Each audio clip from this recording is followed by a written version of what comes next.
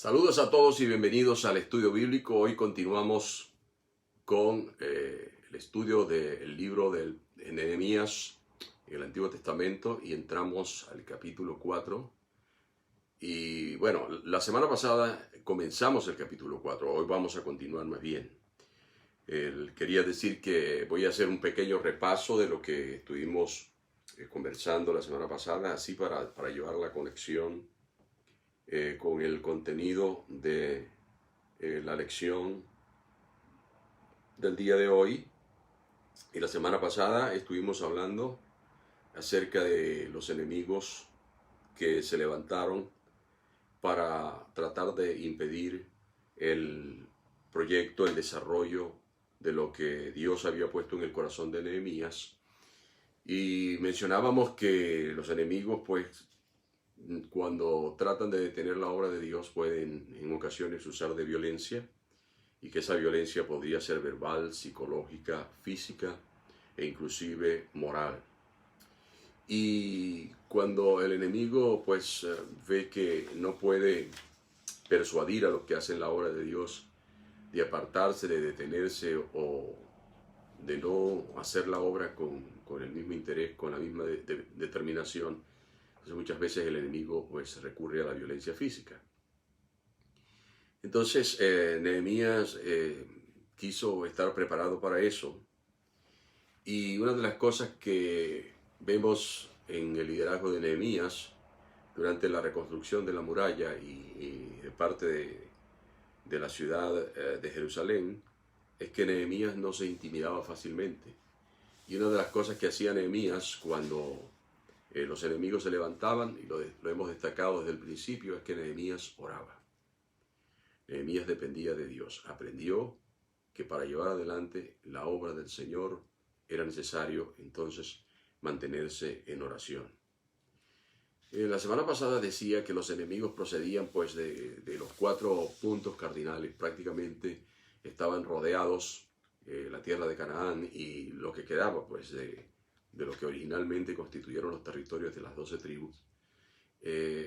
Prácticamente estaban rodeados por los 4 costados, enemigos por todas partes, que los odiaban, que los envidiaban, que deseaban detener la obra de Dios, pero la obra de Dios no se detiene con éxito si es de Dios. Cuando la obra es de Dios, el enemigo no puede detener el avance de la obra del Señor.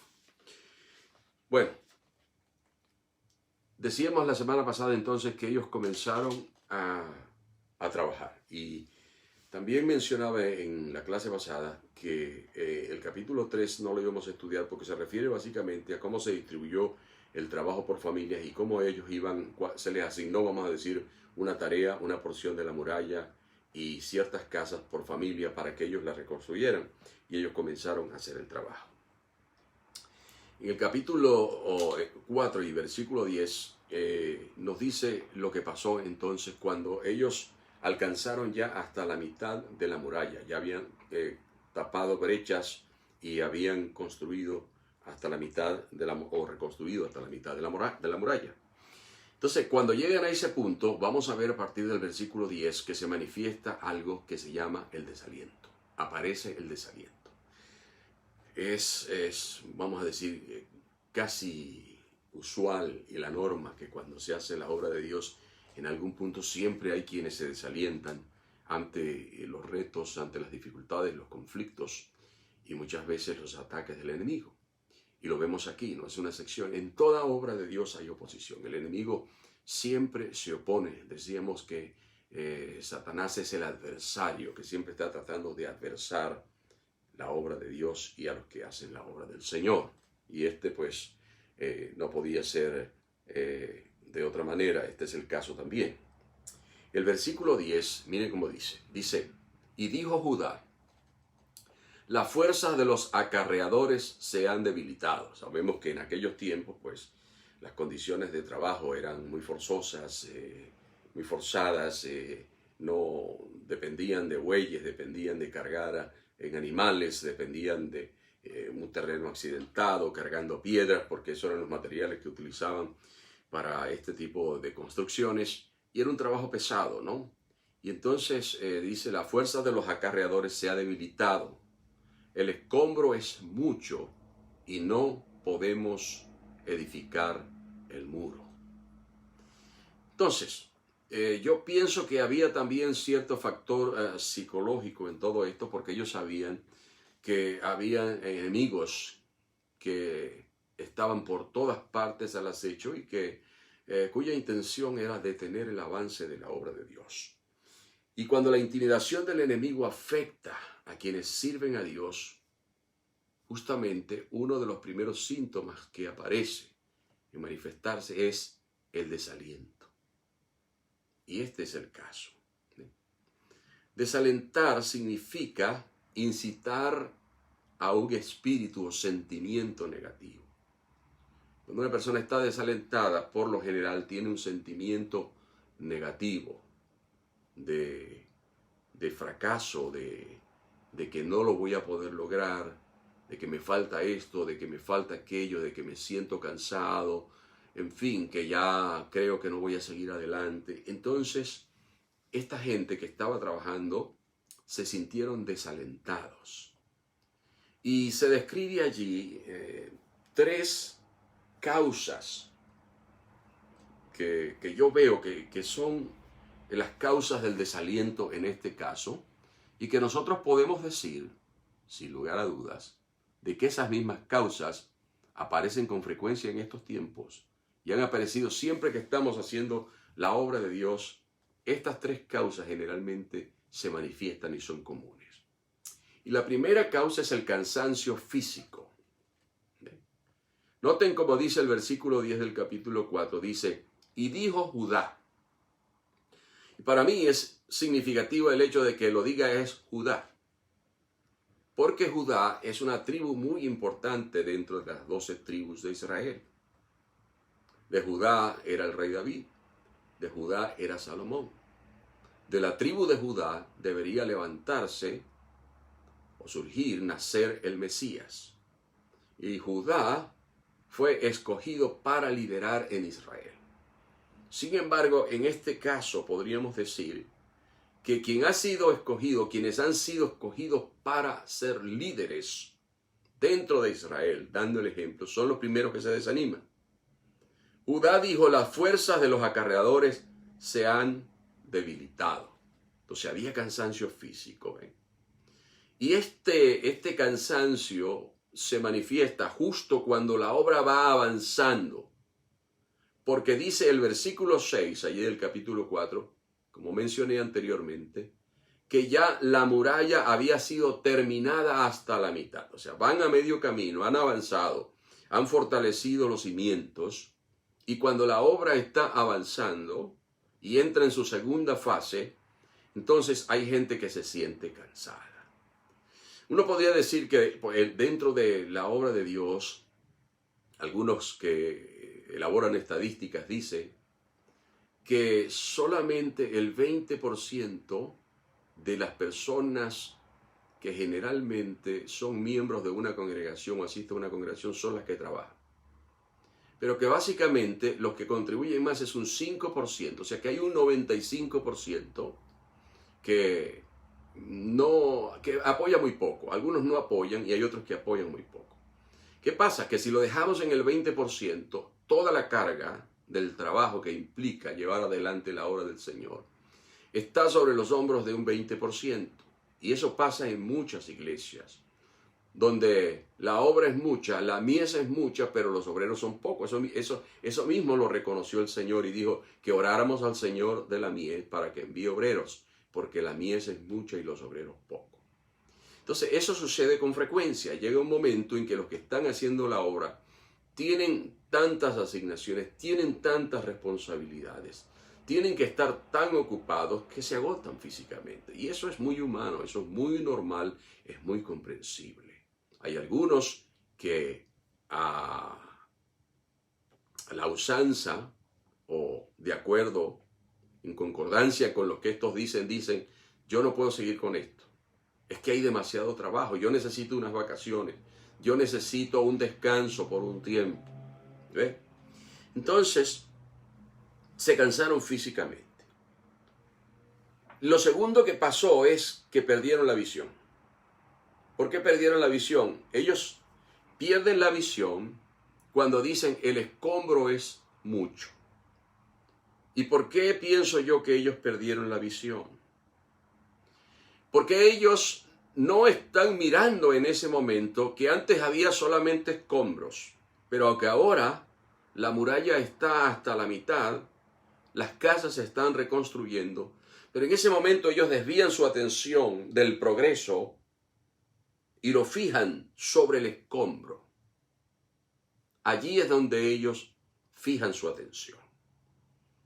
Entonces eso los hace dudar de que van a ser capaces de terminar esa obra. Porque el desaliento nos hace dudar de nuestra capacidad para hacer la obra que Dios ha puesto delante de nosotros. Y a veces cuando hacemos la obra de Dios, hablando en tiempos nuestros, edificando, tratando de que la obra de Dios se consolide y de que la obra de Dios crezca, entonces nos parece que no avanzamos. Nos ponemos como esta gente que dice, todavía hay demasiado trabajo, el escombro es mucho. Y entonces nosotros podemos llegar a pensar como que no avanzamos. El progreso nos parece lento, como que vamos demasiado lento, como que la cosa no camina como desearíamos. Y comenzamos muchas veces a hacer comparaciones con otra gente que está realizando también la obra, pero que da la impresión de que avanzan mientras nosotros damos un paso, ellos dan 10 pasos. Y a nosotros nos parece que no avanzamos. Si nosotros le dijéramos al Señor, Señor, ¿por qué este avanza y yo no avanzo? Tal vez el Señor nos diría como le dijo a Pedro. Cuando el Señor resucitó y va caminando con Pedro y detrás va Juan, y Pedro le dice al Señor, Señor, ¿y este qué? Y la respuesta del Señor ante esa pregunta, ¿qué va a pasar con este? ¿Qué va a suceder con él? La respuesta del Señor es, a ti y a ti qué. Como que, y eso no es asunto tuyo. ¿Qué te importa a ti eso? Le dice, a ti qué, sígueme tú.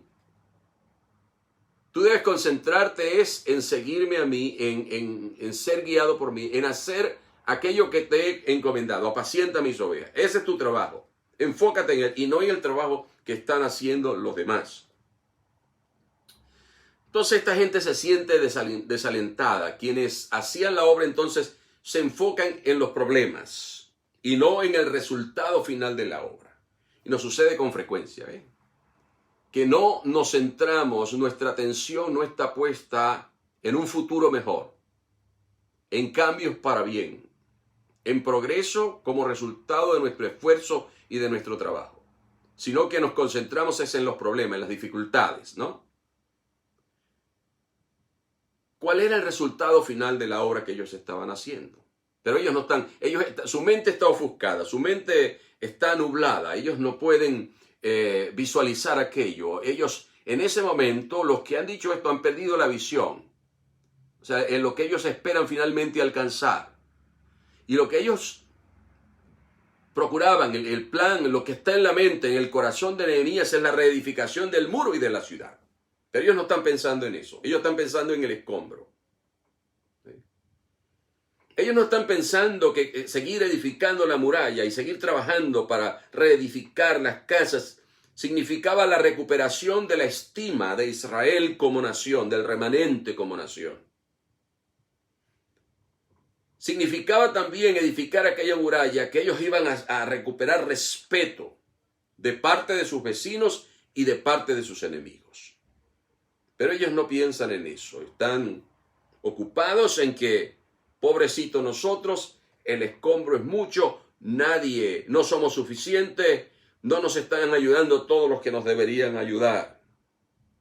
Tampoco estaban pensando que terminar esa muralla, terminar aquella obra, iba a redundar en unidad nacional. Ahora estaban dispersos por todas partes. Inclusive muchos vivían entre los samaritanos, muchos vivían entre los enemigos, donde estaban los enemigos de Israel. Pero ellos han perdido esa visión porque fijaron su atención en las circunstancias terrenales.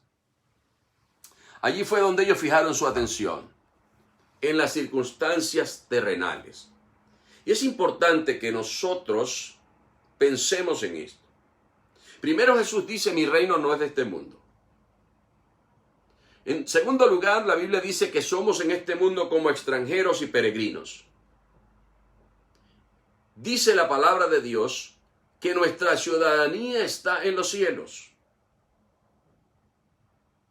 Entonces, cuando fijamos nuestra atención meramente en las circunstancias terrenales, en lo que estamos viviendo en el momento, entonces nosotros fácilmente nos desanimamos y nos desviamos de aquello que Dios quiere que nosotros hagamos para su gloria. Entonces hemos visto que aparece el cansancio físico. En segundo lugar, que hay una pérdida de la visión. Y número 3, hay una pérdida de la confianza. Ellos han perdido la confianza en que son capaces de llevar adelante aquella obra, aun cuando ya han avanzado hasta la mitad.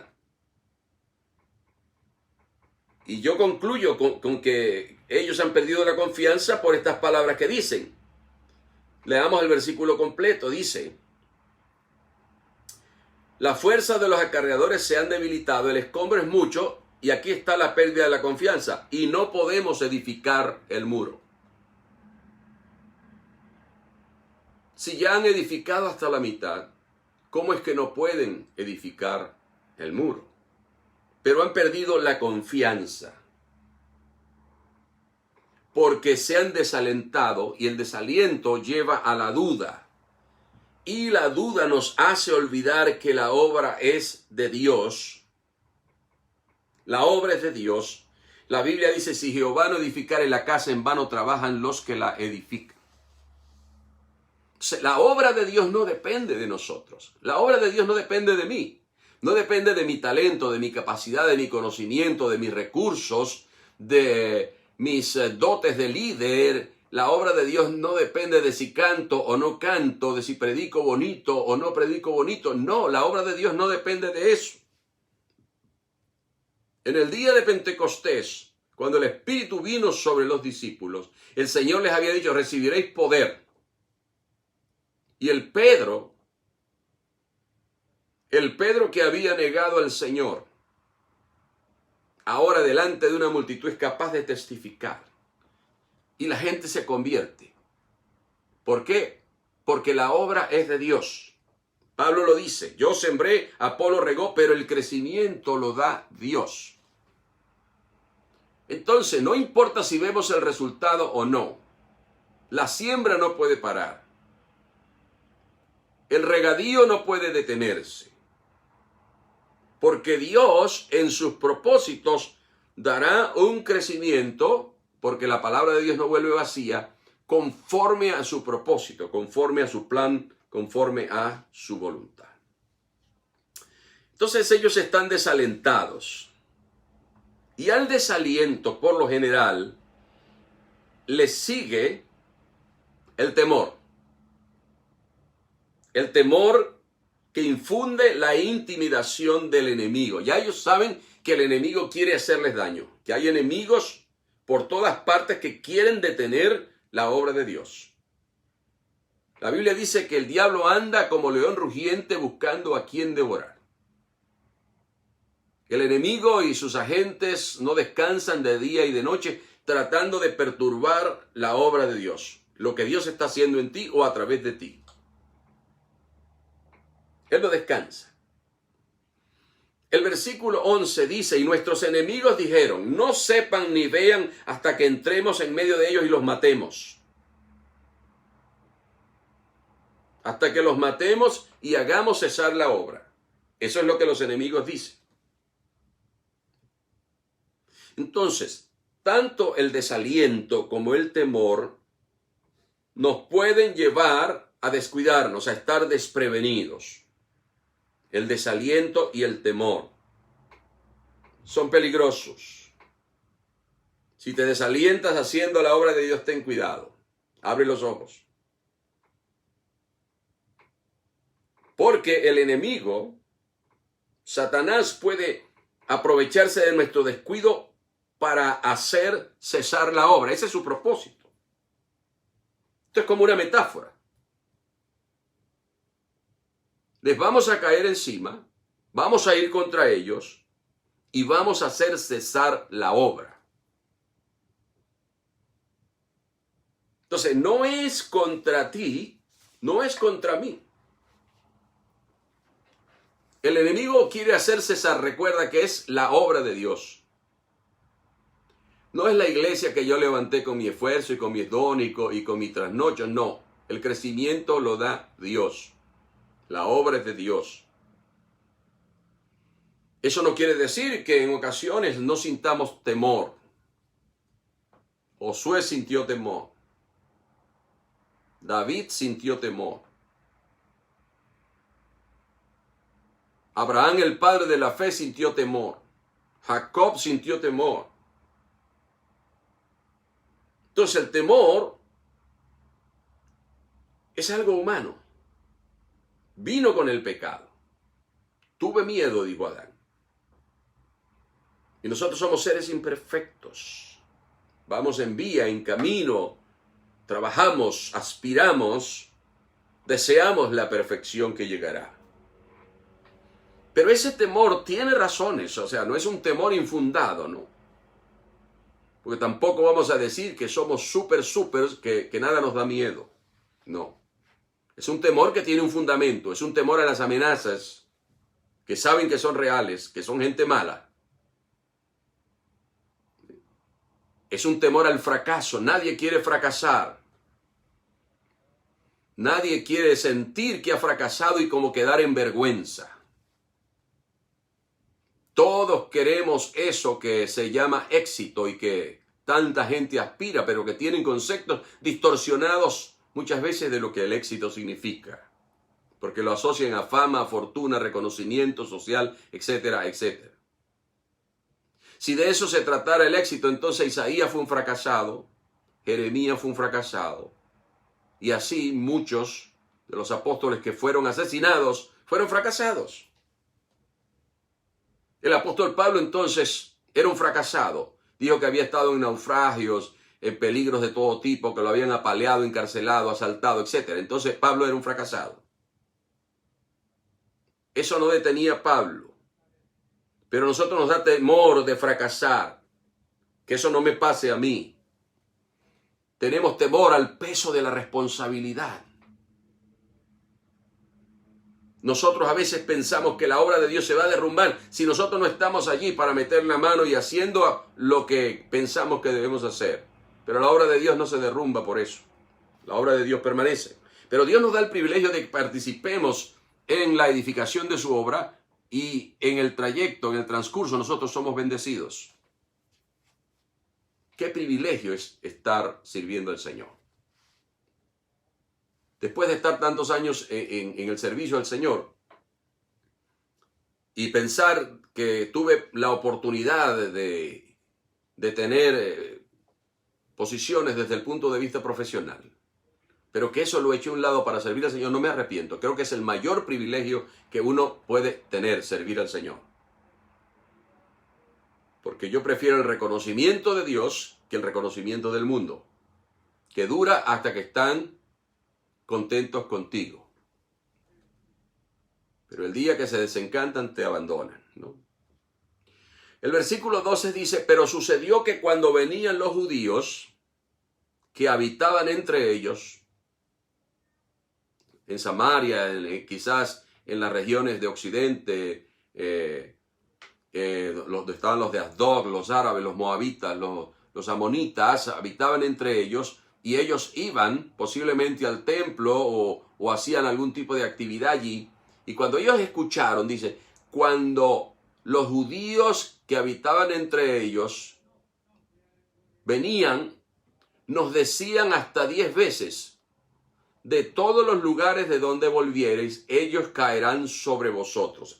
Quiere decir que estaban al acecho. El enemigo siempre está al acecho. Por eso les decía ahora que la Biblia dice que anda como león rugiente. Usted sabe que el león acecha.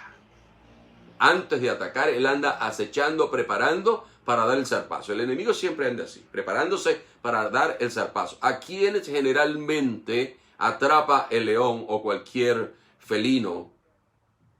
A los que están descuidados, entretenidos en su tranquilidad, comiendo, que no están vigilando, y de pronto cuando vienen a ver ya no hay escape. Entonces, uno tiene que estar preparado. Entonces, ellos recibieron un aviso. Y es que cuando detrás de la obra de reedificar estadios, las cosas funcionan diferentes. ¿Ven? Entonces, toda conspiración sale a la luz. Todo intento de obstaculizar la obra de Dios fracasa cuando quien está detrás es el Señor. Y al final siempre el enemigo queda desenmascarado. Y eso sucede en cualquier faceta o en cualquiera sea la forma que toma el ministerio o la obra del Señor, lo que hacemos para servir en su nombre. El enemigo siempre trata de desalentar, siempre trata de obstaculizar. Su propósito es detener la obra de Dios, porque la obra de Dios conlleva el testimonio de Dios, el testimonio de Cristo y la salvación de las almas. Entonces, ¿qué pasa cuando Nehemías recibe esa información? Sucede que al percatarse del peligro que enfrentaba la obra, Nehemías lo que hizo fue identificar cuáles eran sus puntos débiles. Porque fíjense lo que dice el versículo 13. Dice: entonces, por las partes bajas del lugar, detrás del muro, y en los sitios abiertos, puse al pueblo por familias, con sus espadas, con sus lanzas y con sus arcos. Es decir, que lo que yo entiendo aquí es que he reiterado eso muchísimas veces, que Nehemías era un hombre de oración, dependía de Dios, oraba a Dios, buscaba a Dios, encomendaba las cosas que iba a hacer a Dios. Pero eso no quitaba que había que tomar ciertas medidas más allá de la oración. Había que orar, había que encomendar a Dios lo que se estaba haciendo. Pero a veces hay que tomar medidas, y medidas drásticas para proteger lo que Dios ha puesto en nuestras manos. Entonces yo decía que Nehemías identifica cuáles son los puntos débiles, vulnerables que ellos tenían. Y él dice que cubrió las partes bajas del lugar. Las partes bajas del lugar. Y yo creo que las partes bajas del lugar tienen que ver muchas veces con áreas que nosotros no vemos con claridad. Y que, o que son más vulnerables. Son más vulnerables. Porque las partes bajas del lugar le permiten al enemigo poder entrar, invadir más fácilmente. Entonces, él vino y puso gente allí. Y yo creo que en este caso, las partes bajas del lugar, si tratamos de usarlo como una metáfora, podríamos decir que muchas veces nosotros necesitamos mantener vigilada lo que es la oración, porque es fácil en medio de toda la ocupación y de todo lo que estamos haciendo y todo el tiempo que nos toma atender cosas pequeñas o cosas que muchas veces o pueden ser darle comida a la gente, o sea, atender a gente que está en problemas, en la cárcel, etc. A veces hacemos todas esas cosas y eso nos consume un tiempo total que entonces descuidamos, ¿sabe qué? La oración, por ejemplo. O muchas veces nuestra estima está demasiado baja. Pensamos, como he dicho muchas veces, que nosotros no vamos a ser capaces de seguir adelante llevando la obra de Dios. El enemigo puede aprovecharse de eso para seguir socavando en nuestra autoestima hasta que llegue un momento en que nosotros bajemos la guardia completamente. A veces entonces no tenemos el hábito de seguir estudiando, de seguir aprendiendo, de seguir creciendo en nuestro conocimiento de la palabra de Dios, si estamos en ministerios específicos de enseñanza, nos limitamos a lo mismo, y entonces nos estancamos y no crecemos en cuanto a nuestro conocimiento. Pero este no es asunto solamente de gente que está de maestro, de evangelista o de pastor. No, es asunto de todo creyente. Entonces nos conformamos con lo mismo, y entonces nuestro nivel de conocimiento se mantiene bajo. Y por eso el enemigo nos puede confundir. Y a veces no sabemos cómo responder a las insinuaciones, los ataques o las manipulaciones del enemigo, porque tenemos una base de conocimiento demasiado baja. Y nosotros tenemos que esforzarnos para que nuestra base de conocimiento crezca. Y hoy en día es tan fácil, a través de una vía como por ejemplo esta, a través de tantos podcasts, a través de tanto video, de tanto estudio bíblico, de tanta enseñanza. Es tan fácil, está al alcance de poner allí en el teléfono una búsqueda y podemos instruirnos y crecer en el conocimiento del Señor. Entonces todas estas cosas ocurren. Pero también Nehemías no solamente cubrió las partes bajas del lugar. Dice que también detrás del muro. Ya detrás del muro, entonces, no se nos especifica si es detrás del muro, es en la parte externa o en la parte interna. Pero si es en la parte interna del muro, el muro es algo que nos protege, es algo que se levanta para protección contra algo que puede ser dañino, que puede herirnos, lastimarnos. Por ejemplo, en las playas en las zonas marítimas, en las costas, en las zonas costeras, donde hay un oleaje muy fuerte que es frecuente y hay muchas tormentas, entonces se pone una protección para evitar que esas olas dañen a lo que está detrás del muro. Y estamos hablando de un tiempo donde habían muros en las ciudades, en los castillos, para protección. ¿Cómo nos protegemos nosotros? ¿Qué nos protege a nosotros? Y pienso que en este caso deberíamos nosotros pensar para proteger la visión que Dios nos ha dado, la visión y la misión, el ministerio, la obra, el servicio en el que Dios nos ha puesto. Que nos preguntemos quiénes somos para Dios y que tengamos claro quiénes somos nosotros para Dios. Somos hijos de Dios, somos siervos de Dios. Somos, dice la Biblia, para Dios especial tesoro, pueblo adquirido por Dios, real sacerdocio, para llevar adelante la obra del Señor, para vivir la vida cristiana, para representar a Dios. Dice que somos embajadores en nombre de Dios. Y eso no tiene que ver con ser pastor.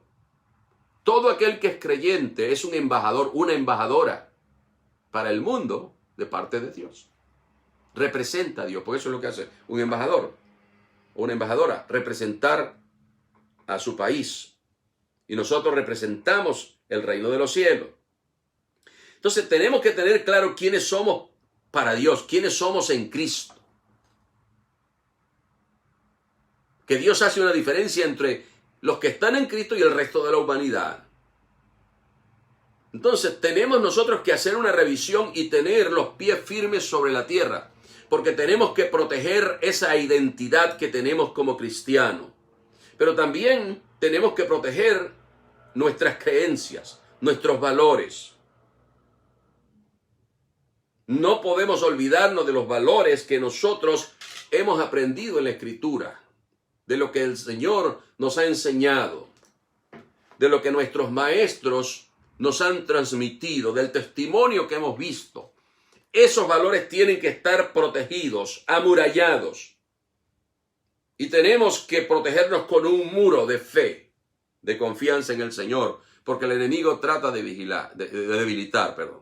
Entonces nosotros tenemos que protegernos y proteger nuestros valores. Ahora, Nehemías dice que también puso guardias en los sitios abiertos. sitios abiertos. Es decir, donde no había todavía, las puertas no se habían colocado. Habían edificado la muralla hasta la mitad, pero habían muchas puertas.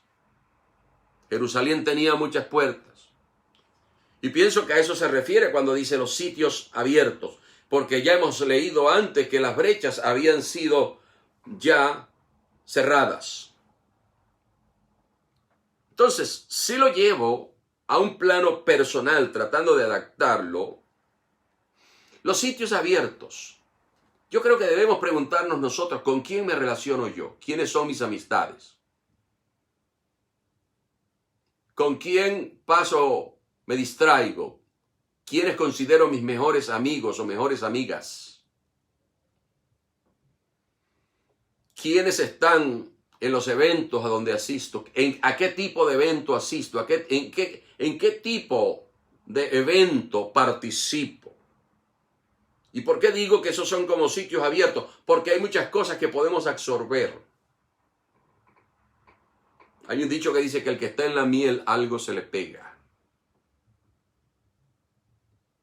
Y mi padre decía que el que anda con cojos al año cojea.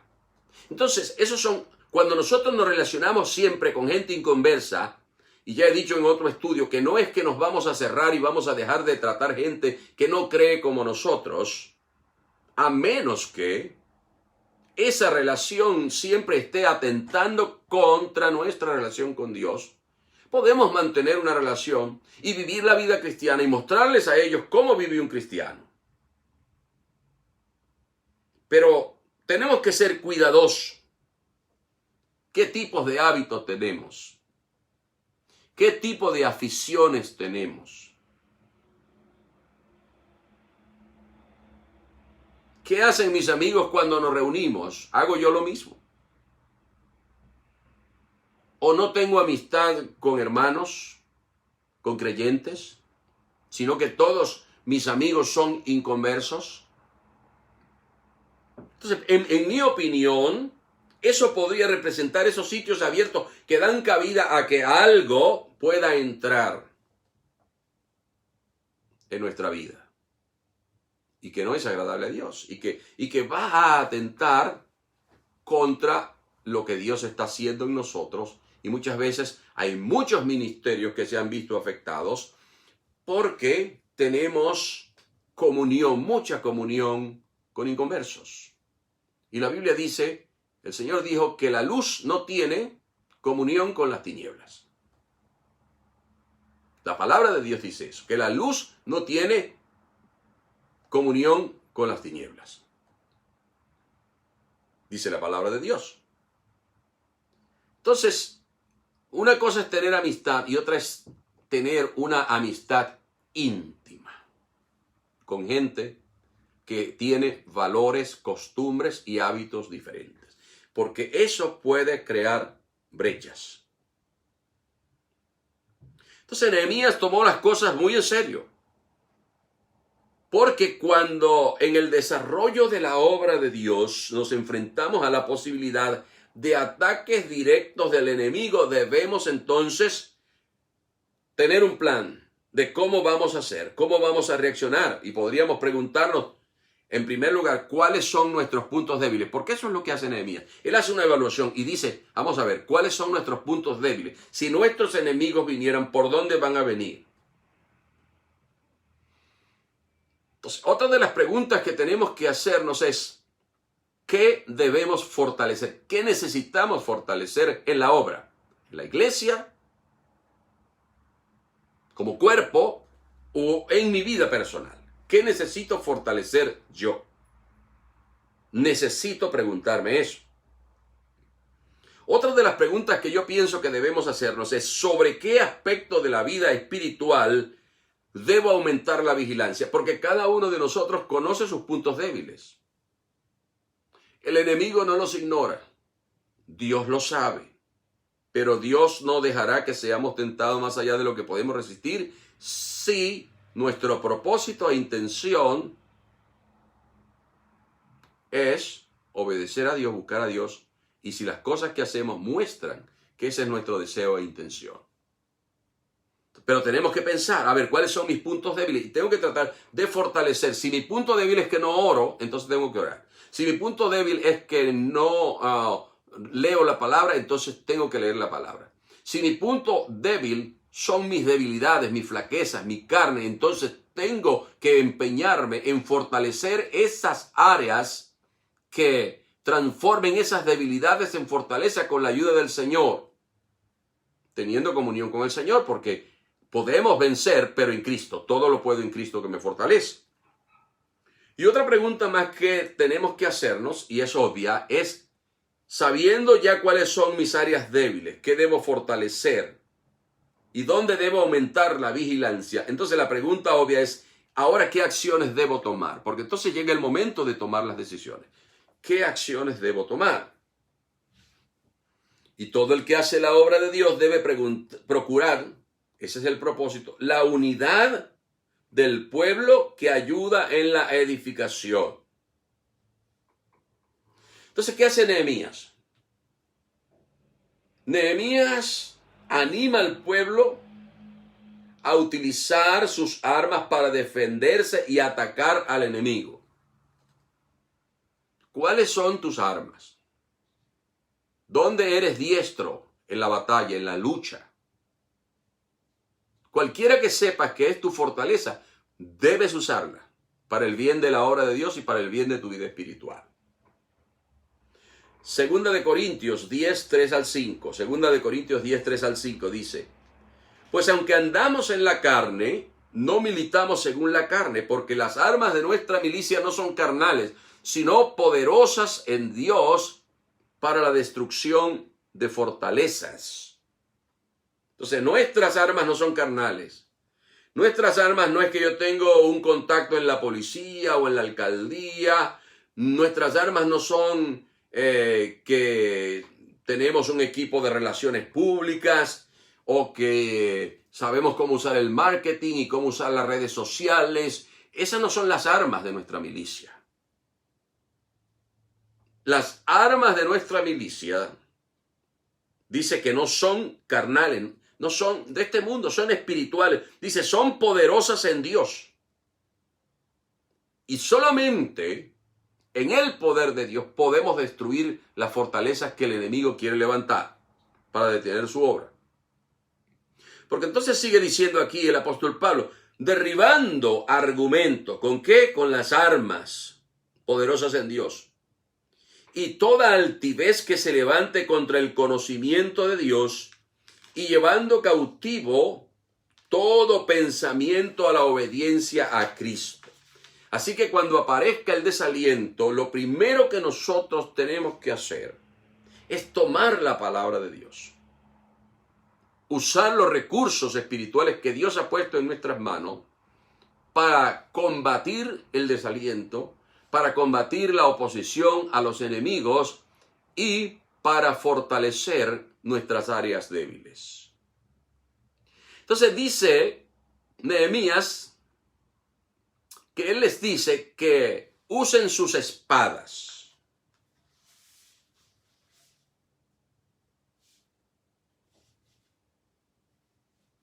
Les dice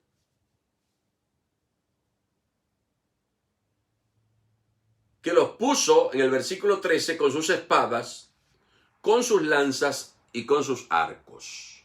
Espadas. En la Biblia la espada, además del instrumento de guerra, del arma de guerra, es un símbolo de eso, de batalla, de guerra. Entonces, Él los manda a prepararse. ¿Cuál es nuestra espada? La palabra de Dios, dice Hebreos 4:12, que es la espada del Espíritu. Dice así Hebreos 4:12, porque la palabra de Dios es viva y eficaz y más cortante que toda espada de dos filos. Más efectiva, más eficiente, más destructiva de aquello que debe ser destruido en el nombre del Señor. Y penetra hasta partir el alma y el espíritu. Penetra más allá de lo físico. La palabra de Dios impacta más allá de lo físico. Impacta lo espiritual, impacta lo emocional. El alma, el espíritu, las coyunturas, los tuétanos. y discierne los pensamientos y las intenciones del corazón. Entonces tenemos nosotros que hacer uso de la palabra. Pero ningún espadachín, usted no ve que, por ejemplo, una persona que practica la esgrima se convierte en un campeón de un día para otro.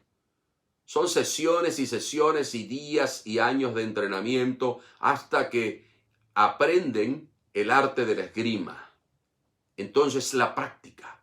Entonces el uso, la práctica de la palabra, predicar la palabra, hablar la palabra, aplicar la palabra a las situaciones, repetir la palabra, eso, estudiarla, meditarla, eso es lo que ayuda a tener ese dominio de la palabra para poder combatir efectivamente. Efesios 6:17 dice, y tomad el yelmo de la salvación y la espada del Espíritu, que es la palabra de Dios. Entonces nuestras luchas no son carnales, no son contra carne ni sangre, sino contra principados, porque la iglesia, la obra de Dios es espiritual y las luchas reales que tienen lugar alrededor en contra de la obra de Dios son en el mundo espiritual, y la iglesia batalla en el mundo espiritual. Entonces Nehemías los pone con espadas, los pone con lanza. Y las lanzas son armas ofensivas. Entonces, en caso de ataque, ellos pueden defenderse con las espadas, pero también pueden ir a la ofensiva, porque la iglesia del Señor no puede estar todo el tiempo a la defensiva, tiene que ir a la ofensiva. Entonces, yo pienso que si lo llevamos entonces a adaptarlo en el plano espiritual, hay armas ofensivas como son, el ayuno es un arma que puede ser ofensiva, la oración es un arma ofensiva, la alabanza es un arma ofensiva, reprender en el nombre de Jesús y hacer las cosas y orar por los enfermos en el nombre de Jesús es un arma ofensiva, liberar a los que están cautivos en el nombre de Jesús es un arma ofensiva, la sangre de Jesucristo es un arma ofensiva. Los dones del Espíritu son armas ofensivas.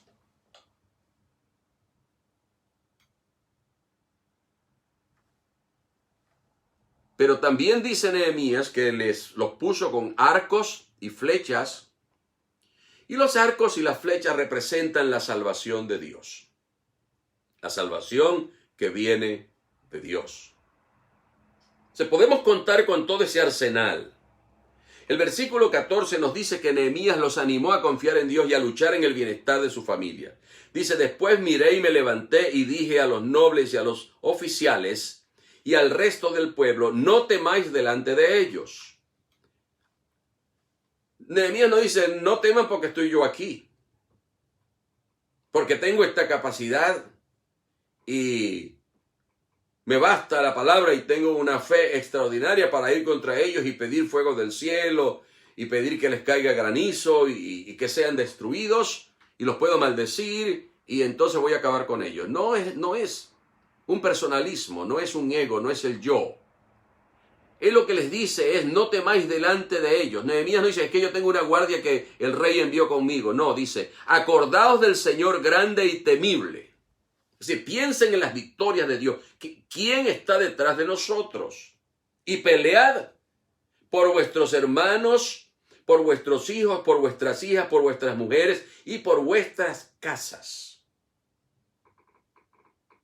Miren, muchas veces en los tiempos contemporáneos con las cosas que nos estamos viendo, nos quejamos de las decisiones que toman los gobiernos, de que si toman decisiones en la educación, de que si la ideología de género, de que si le están enseñando a los hijos, a los niños, ideologías sobre el sexo o sobre otras cosas que no estamos de acuerdo. Que pensamos que no son la manera adecuada y que están destruyendo valores que han sostenido a las familias y a las sociedades por siglos. Pero ¿sabe qué? Lo único que puede romper el ciclo y evitar que nuestras familias se destruyan y sean contaminadas, como dice aquí, hermanos, hijos, hijas, mujeres, es la iglesia. Enseñar lo que el Evangelio enseña, lo que Jesús enseñó, la doctrina de la palabra de Dios. Con eso es que por eso es que la iglesia tiene que ser edificada. Pero ¿qué parte estamos poniendo nosotros para que la iglesia se edifique y para que nuestros hijos, hijas, nietos, familiares lleguen a ver a la iglesia como un refugio, como un lugar de bendición, como un lugar de edificación y no solamente como un lugar de imposición, muchas veces de doctrinas de hombres, que el Señor no ha enseñado? Tenemos que poner nuestra parte, tenemos que luchar nosotros. Entonces nos corresponde a los miembros de la obra del Señor orar por la obra de Dios y poner nuestro grano de arena y hacer nuestra parte. Porque ¿sabe por qué muchos hijos no quieren ir a la iglesia cuando se hacen independientes? Porque no se les enseñó el camino del Señor desde el principio. Y porque muchas veces los padres no se preocupan por enseñarle el camino del Señor cuando la palabra de Dios dice, instruye al niño en su carrera y aun cuando sea viejo no se apartará de ella. Porque los niños escuchan de sus maestros de escuela dominical, pero luego no escuchan la enseñanza de sus padres que está peleando con ellos, porque la lucha es, el diablo quiere a tus hijos. El diablo quiere a tu familia, el diablo quiere deshacer tu relación, tu matrimonio, el diablo quiere destruir. Eso es lo que el diablo busca. Pero tenemos que usar las armas que Dios ha puesto. Entonces, Nehemías está haciendo un llamado a la unidad de los líderes, a dar un ejemplo de unidad y de esfuerzo. Y hace un recordatorio de que no hay que olvidar que Dios es el iniciador de la obra. Acordaos del Señor grande y temible. Temible nos está connotando aquí los atributos de Dios y denota las grandes obras y actos de destrucción o juicios de que Dios es capaz. Porque la Biblia dice que Dios es fuego consumidor y si Él tiene que manifestarse de esa manera contra los enemigos de su obra, lo va a hacer. Y Él les dice, Nehemías, pelead. Quienes hacen la obra de Dios no deben tener una actitud pasiva ante los ataques del mundo, del enemigo, de la sociedad, de los políticos corruptos. De políticos que tienen un discurso muy bonito, que son buenos oradores, que se ven nice, que se ven agradables. Pero es importante que no solamente nos dejemos llevar por eso, sino lo que viven, lo que promueven y lo que apoyan. Qué bonito habla Obama y Michelle, pero ¿qué promueven? ¿Promueven los valores de la palabra de Dios? ¿O son opuestos a ellos? ¿Enaltecen las virtudes que la palabra de Dios enaltece? Por supuesto que no. Y nosotros tenemos que pelear. Primera de Timoteo 6:12 dice, pelea la buena batalla de la fe, porque esto es por fe. La obra de Dios hay que hacerla en fe, por fe. Colosenses 1:29 dice, luchando según la potencia de Él, no es en mi fuerza, no es con espada ni con ejército, sino con su Santo Espíritu. Luchando según la potencia de Él, la cual actúa poderosamente en mí. Entonces Nehemías les da razones por las que valía la pena pelear. Le dice, pelead por vuestros hermanos, vuestros hijos, vuestras hijas, vuestras mujeres y vuestros hijos. Primera de Corintios 9:25, y con eso concluyo, dice, 25 al 26, dice, todo aquel que lucha, de todo se abstiene. Ellos a la verdad para recibir una corona corruptible. Está hablando de gente que busca las cosas del mundo, la gloria del mundo, el reconocimiento del mundo, la recompensa del mundo. Dice, pero nosotros una incorruptible, porque nosotros tenemos los creyentes que tener una visión más allá de los escombros, más allá de cómo está este mundo, más allá de lo que hoy se considera normal. Llámese esto matrimonio entre personas del mismo sexo o el aborto o cosas semejantes a esas. nosotros aspiramos es a un premio, a una corona incorruptible, eterna.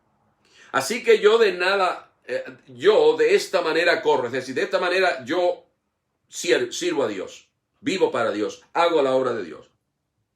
No como a la aventura, o sea, no como sin saber a ver si voy a llegar a alguna parte. No, yo tengo fija mi visión. Los creyentes tenemos que tener fija nuestra atención, saber a dónde vamos, porque no es un misterio. De esta manera peleo, no como quien golpea al aire, es decir, lo que yo hago, lo hago conscientemente.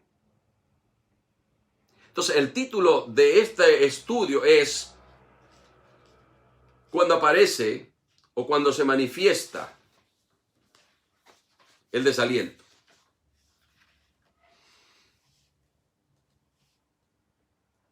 Puede que la sensación del desaliento pase mientras hacemos la obra. Pero a medida que la obra se va haciendo pesada y nos sentimos físicamente cansados, emocionalmente cansados, y a veces sentimos como que no hay suficiente mano de obra para hacer el servicio al Señor, entonces nos desanimamos de nuevo. Pero cuando eso suceda, tenemos que sobreponernos, porque el que comenzó la buena obra la perfeccionará hasta el día de Jesucristo. Irá andando y llorando el que lleva la buena semilla, pero volverá con regocijo trayendo sus gavillas. Es decir, la cosecha viene y el fruto viene. Así que te invito a seguir adelante. Si le sirves a Dios en cualquier capacidad, si le sirves a Dios de cualquier forma, por sencilla que parezca, por anónima que parezca, te invito a no desanimarte, a seguir haciéndolo para el Señor y a usar las armas que el Señor ha puesto a tu disposición para llevar adelante su obra. Bien, como siempre digo, si tienes la oportunidad, por supuesto que la tienes, la oportunidad de compartir este estudio con alguien más que sabe que está interesado en la obra del Señor o que sabes que pasa por momentos a veces de desaliento, te invito a que le compartas esta enseñanza. Dios te bendiga y recuerda, sé que tengo algunos problemas que no he logrado identificar la razón con mi teléfono que se desconecta y se está reconectando todo el tiempo, pero si pues estás interesado o interesada en volver a ver el estudio, puedes buscar en Facebook a mi esposa y posteriormente mañana o pasado yo lo pondré en YouTube y pueden comenzar a ver desde el primer estudio hasta este del día de hoy. Si Dios quiere, entonces nos vemos en una próxima oportunidad con la continuación de este estudio tan interesante en el libro de Nehemías. Dios te bendiga, Dios te guarde y ya sabes, adelante con el Señor.